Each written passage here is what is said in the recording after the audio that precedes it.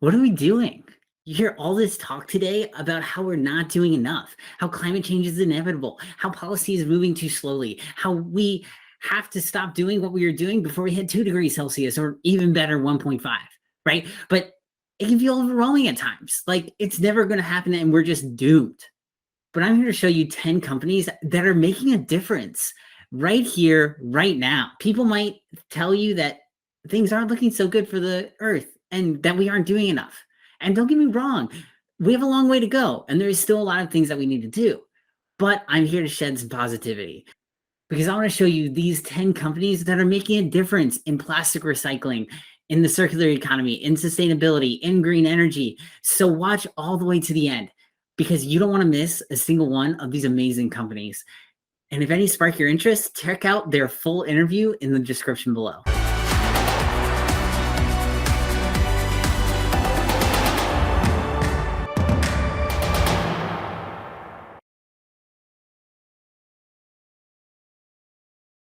I started this company because I wanted to create a change in the solar industry. I think there's a lot of misconception join this industry and they don't have the right intentions and the right purpose for the homeowners.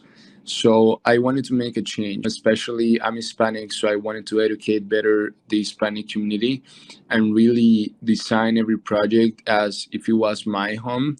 And that's the culture that we have been created so we can build long-term relationships, which at some point end up in more business because people like what they have and they end up referring friends and family members. And within the company also, I'm very specific and very picky on the people that join the company just because we have an amazing culture. I believe a lot in personal development. I believe that when you become the best version of yourself, everyone is going to perform better.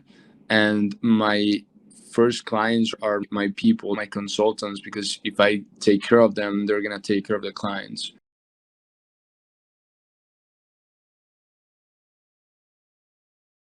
The mission is we see climate change as one of the single biggest challenges that humanity has ever faced. And we see clean energy as a big part of the solution to that challenge. And we have demand from investors who want to do good work, right? And not just demand from investors, but demand from consumers of energy who want clean sources of energy. So that sort of four-part pressure has created this opportunity where this sort of demand and the supply and the interest and the need all coming together. And so there's a tremendous moment right now in time where, and I think many people don't recognize how monumental this shift is going to be. Our team has been centrally focused on clean energy and climate impact work. And so because of the demand, we decided we wanted to create a company where people could invest directly in solar projects and maximize their climate impact with their investment dollars. So the range we provide on any given project is about 60% to 320% ROI. So we've done this, we've raised money and put it in projects for a long time. So our sort of annualized IRR, the internal rate of return, is about 33%. So that's the target mark, is about 33% after all is said and done.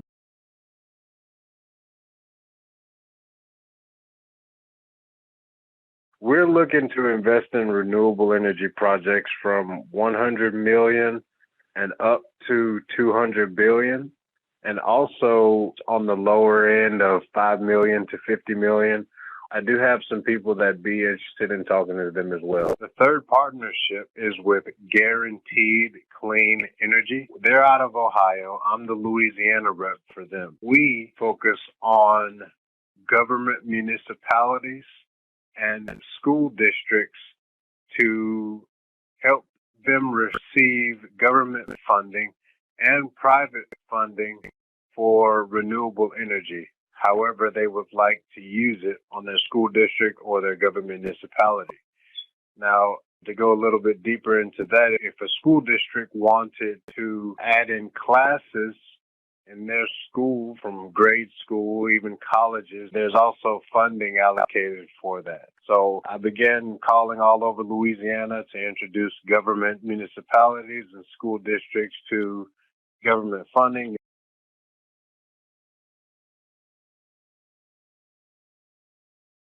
It's the greatest shift of wealth that I think our nation has seen. And it's the greatest land rush in California. And climate change is driving that, and we're behind that. And we can offer investments that our investors can feel good about. We offer raw land investments to investors. And so it's raw Southern California land. And raw land, it hasn't been improved for crops. There's no streetlights, curbs. It's raw land investment. So it's a physical asset. So in a time where you might want to diversify, the stock market's doing a bunch of different things, it's not correlated. It's a raw physical Southern California asset. And that's what we help our investors with. It's perfect for solar. It's flat. If you look at a heat map of the US, it's a perfect place for solar panels. Most likely we'll have solar consolidators will come and buy this land, and they'll put a solar farm on your land. And they'll either buy it from you or now, because they need it so quickly, they may even lease it from you. And so it's something that's good for the planet. It's where we need to go. It's a long-term investment, and it's good for the long-term health of not only our country, but the planet in general. And so it's an investment that you can feel good about.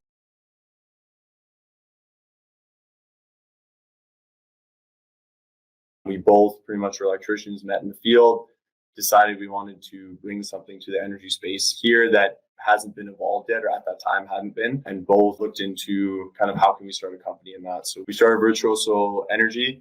We ended up actually winning a state build your business competition where we won $5,000, ended up quitting our jobs with that $5,000 and going full force into the company. And that was, like I mentioned, in 2015.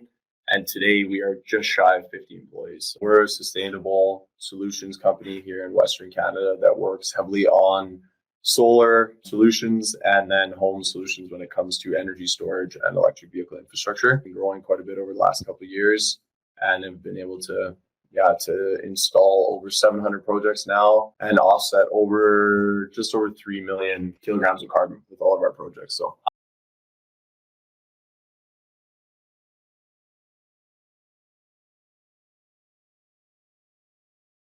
my main strategy is follow the grant. I go to somebody that owns hotels and say, hey, myself and Blink Charging, who is number one in state grants, especially 100% state grants. And we know where the grants are, what they are, what it takes. Not easy at all to apply. We have experts doing that, and give us a little bit of information and we'll apply you. And then Blink supplies the equipment, the grant supplies the installation and more. And going to the future, and the actual hotel, individual hotel, has the opportunity to sell charging. In today's gas price situation, and the charging is about 1/6 the price of gas. So they sell that. They make depending on the deal in each state, they make a percentage of the profits on that. But the key is a person with an electric car will not stay at a hotel unless they offer charging. So I tried to talk them into getting the charging in place, and their occupancy will go up. And that's the key benefit for them. And as I stated before, it's inevitable. So either get it today for free and sign up with me, or take your chance in the future. It may be free, it may not.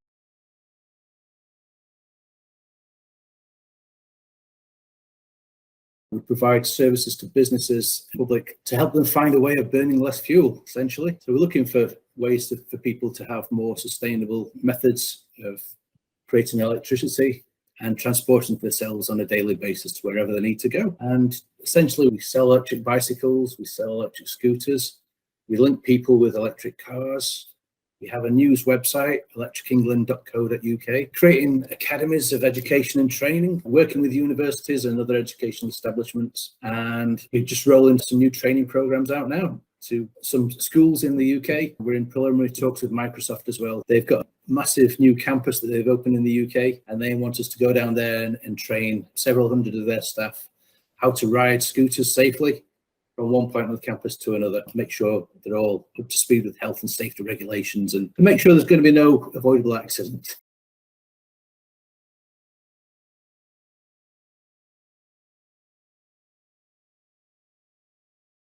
So we want to bring urban agriculture to the cities, to the people, so that we can cut back on transportation and improve food quality. So what happens is a lot of the big farms are a couple thousand miles away to the nearest city, and we have to import them. So a lot of times they have to be harvested early, that hurts their quality, their nutrition, and then they must be refrigerated. So we're using a lot of energy and gas to transport them to the grocery store. And once they get there, they only have a certain shelf life because they've been plucked from the vine for weeks now. So we want to help mitigate that and bring food closer to people. So instead of a couple thousand miles, it's just a couple miles away. We're aiming to help better food security. So a lot of areas where food deserts, where there's not a lot of access to fresh, healthy food markets, we want to reach those communities and give them a chance to have affordable access to these high quality foods.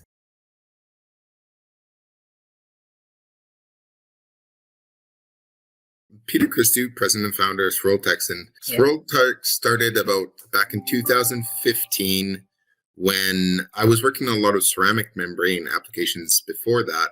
And it really bothered me how the oil would always stick to the membrane. And the doctrine at the time was trying to make the membrane out of different materials so the oil wouldn't stick to it as much. But I took a different approach and changed the hydraulics of the membrane.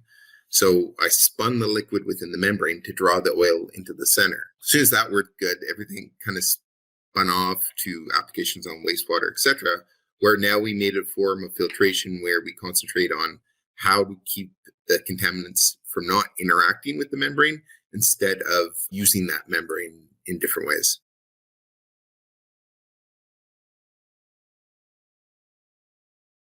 We at HabiTerre are in environmental modeling and quantification for agriculture.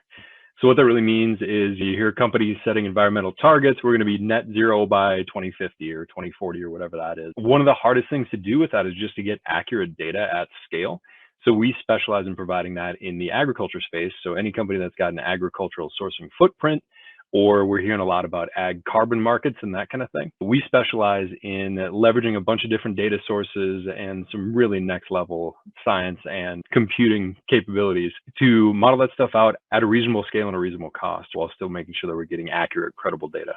So it's a big challenge. It's a lot of fun because production systems in agriculture are complicated, but that's the space that we're in. We're on, 7.5 years until 2030 already? Man, if you're just setting a goal right now and you're going to cut your emissions in half by then, you better have good numbers and better be making a plan.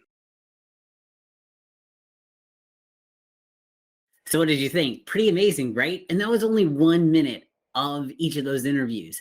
But there is so much more that they explained to me and they talked about during their full interviews. So make sure that you find the interview that you would like to watch down in the description below. And the best way to support these companies and to make the world a greener place is by liking this video, sharing it with anybody you know who you think might be interested in this as well, and to let everyone know that there are great things going on out there. Climate change is not all depressing.